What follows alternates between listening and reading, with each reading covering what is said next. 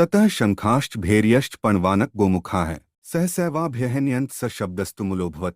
इसके पश्चात शंख और नगाड़े तथा ढोल, मृदंग और नरसिंघे आदि बाजे एक साथ ही बज उठे। उनका वह शब्द बड़ा भयंकर हुआ।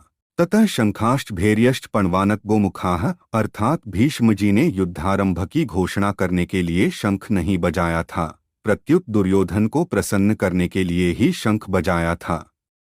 तथापि कौरवसेना ने भीष्म जी के शंखवादन को युद्ध की घोषणा ही समझा। आथ भीष्म जी के शंख बजाने पर कौरवसेना के शंख आदि सब बाजे एक साथ बज उठे। शंख समुद्र से उत्पन्न होते हैं।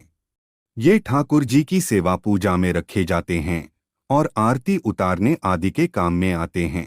मांगलिक कार्यों में तथा युद्ध के आरंभ में ये मुख से फूंक देकर बजाए जाते हैं। भेरी नाम नगाड़ों का है। ये नगाड़े लोहे के बने हुए और भैंसे के चमड़े से मढ़े हुए होते हैं तथा लकड़ी के डंडे से बजाए जाते हैं। ये मंदिरों में एवं राजाओं के किलों में रखे जाते हैं। उत्सव और मांगलिक कार्यों में ये विशेषता से बजाए जाते हैं। पणव नाम ढोल का है।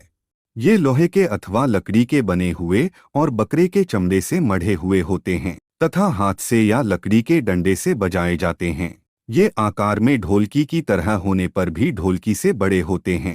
कार्य के आरंभ में पणवों को बजाना गणेश जी के पूजन के समान मांगलिक माना जाता है। आनक नाम मृदंग का है। इनको पखावज भी कहते हैं।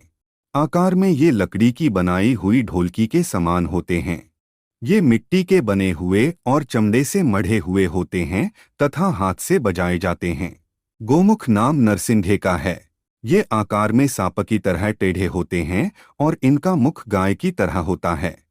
ये मुख की फूंक से बजाए जाते हैं। सहसैवाभ्यहन्यंत अर्थात कौरवसेना में उत्साह बहुत था, इसलिए पितामह भीष्म का शंख बजते ही कौरवसेना के सब बाजे अनायास ही एक साथ बज उठे। उनके बजने में देरी नहीं हुई तथा उनको बजाने में परिश्रम भी नहीं हुआ। स शब्दस्तुमुलोभवत अर्थात अलग अलग विभागों में टुकड़ियों में खड़ी हुई कौरवसेना के शंख आदि बाजों का आवाज बड़ा भयंकर हुआ, अर्थात उनकी आवाज बड़ी जोर से गूंजती रही।